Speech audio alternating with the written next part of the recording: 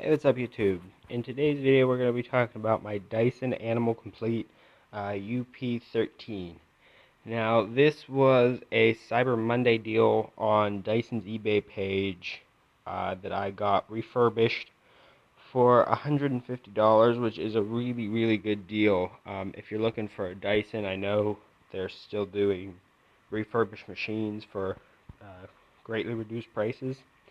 Definitely something to look into. So with this model right here, the Animal Complete, it did come with all of these tools for that price point. What we have is the carbon fiber soft dusting brush. Definitely holds true to its name. One of the softest dusting brushes I've ever used. The Dyson Reach Under tool. Now obviously you get the main tool itself. It extends outwards. Then you have the rubber tube to go under your appliances and such. It works. It's not bad design, but one of the biggest problems I've had with it is actually this end up here where your two tools connect to it. Now this is the under appliance tool, and then if you need a softer dusting brush on a little bit of a longer handle, you have that option also. But this little piece right here doesn't like to fit under really low profile stuff, so just keep that in mind. We have the up top dusting brush. You can configure it and swivel both ends of it. Bristles overall soft. They're splayed out really wide though, so sometimes it can just kind of, with the suction pressures, kind of push them flat. It does do the job well, getting on top of bookshelves and such. The stiff bristle brush, this is for getting out deeply embedded soil. They show a picture of this thing scrubbing out right on mud. I don't know why you'd use stationary brush when the brush roll on the Animal Complete itself is as good as it is, but you get it.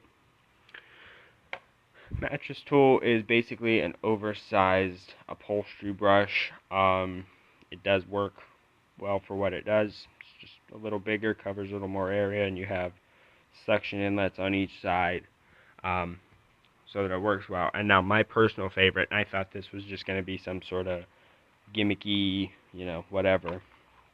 This is Dyson's tangle-free turbo tool, and it uses two counter-rotating brushes like this, powered by a clean air turbine, which means the air actually gets pulled in through that silver screen right there. About half of it goes to dirt removal, half of it goes to the turbine. So this is always pulling in clean air, and it's always running as fast as it can. And that's actually what I found with this, is when you put it in something heavier, sweeping off like carpeted stairs or whatnot, it doesn't slow down, and it does agitate pretty well for a turbo brush. And as you can see, it might be a little dirty, might be really dirty, but it's not tangled. It doesn't tangle up very badly. So very good tool. I believe this alone sells for 50 bucks, so it's like getting a turbo tool and a $100 vacuum, and for the price, this is a good vacuum. So let's go over what the machine itself has. You have, starting from the top, the Dyson cap. This is your hose. Everything on a Dyson seems to be multi-purpose, so this doubles as like a kind of a spine for the vacuum, cord holder, and the hose. So you have that. The handle, on-off button is red. The brush on-off is the gray button. Your tank release right here is this. As you can see, this is dusty and cloudy now, but when I got it refurbished, it was practically brand new.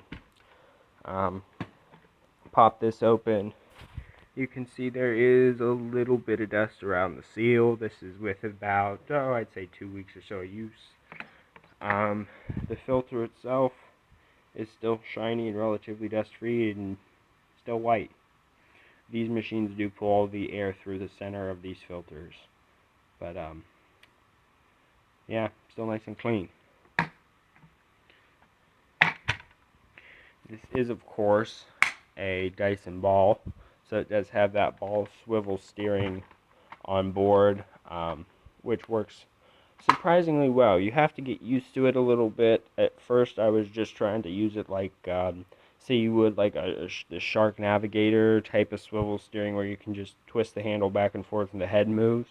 But on this, it's a little more ergonomic, I suppose, because if you just like push it like naturally, like you would around the corner, you're pushing out and you're kind of leaning it, and it more mimics that than just like the twist your wrist back and forth to move it left and right. So as you can see, and when you do it like this and you're kind of pivoting this and pushing at the same time, it is actually really light in the hand. I know if you just take it and start doing this and trying to figure out how well it works, this type of movement doesn't work very well with it. But when you're just pushing it along like you would vacuuming, it works rather impressively well. Obviously you have the two basic tools. You have your crevice tool dusting brush right here. Stores on the side of the machine. Pop that up. Onboard dusting brush. And for day-to-day use, these two tools seem to do the job fine.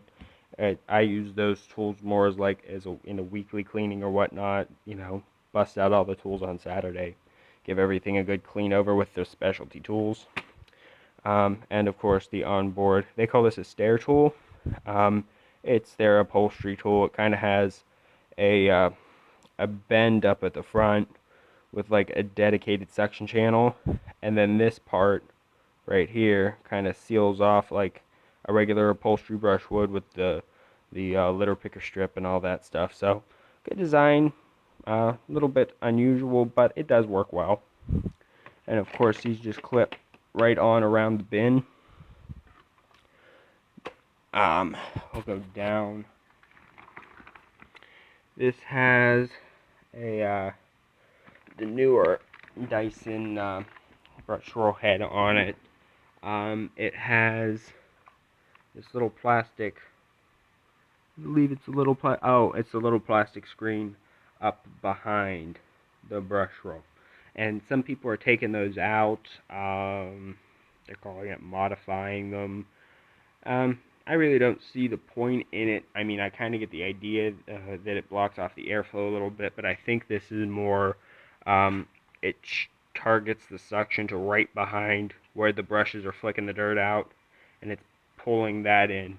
And if you've seen my Dyson V7 video, it had a similar design to its brush head, and it performed really well, at least in surface pickup. And I mean, this machine definitely to me doesn't lack in performance as far as a bagless machine would go.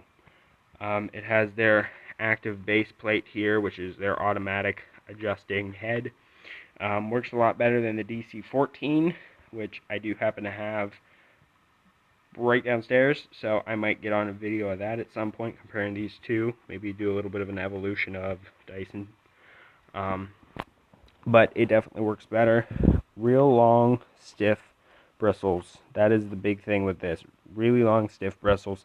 And when this is on carpet, this base plate almost pushes flush up against this so that all the bristles, like the bristles are totally sticking out, which makes this thing really agitate the carpet well. It's probably, in all reality, maybe a little over aggressive, but hey, it's better than not much of anything. One more thing you'll note, the belt is built into this. It's a direct drive type brush head, so you do get this little path right here not cleaned out very well. That's about it. The filters on this are washable. The post motor is in the ball, and you just unscrew that and pop it out. Obviously your pre-motors right here, both of those are washable. So yeah, we'll just take this. You can see they did almost a European styling with this, and then they put the little built-in cord clip underneath the plug itself. So interesting design. It does looks nice, if nothing else. So we'll give this Dyson a little push around the carpet. The bin is totally empty and wiped out and such. So we'll just set it right there. Now, I believe you're just supposed to be able to pull straight back on this now. You're not supposed to, put your foot up here and hold it down. It's supposed to be automatic or something along those lines. So let's fire it up and see what we get.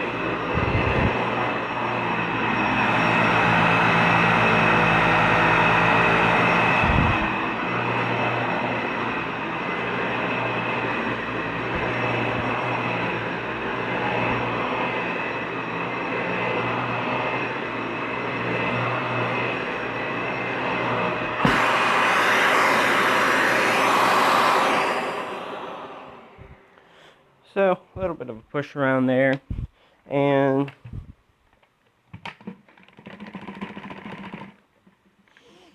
just from that little bit of carpet, which, I do vacuum pretty much every day, you can see, pet hair and dust. I feel some grit. So, it does perform remarkably better than older Dyson machines. If you've been, avoiding them because of, the DC07, DC14, DC33, those style of machines, I would say this is a definite improvement. The plastics are flexible, which I believe is supposed to be for durability, in the fact that if it falls down the stairs or something and has a little bit of flex, it has some less pressure overall, because the force isn't immediate. It has a little bit of flex to get out of it or something. Overall, it doesn't feel like it's gonna fall apart is what I'm trying to get at.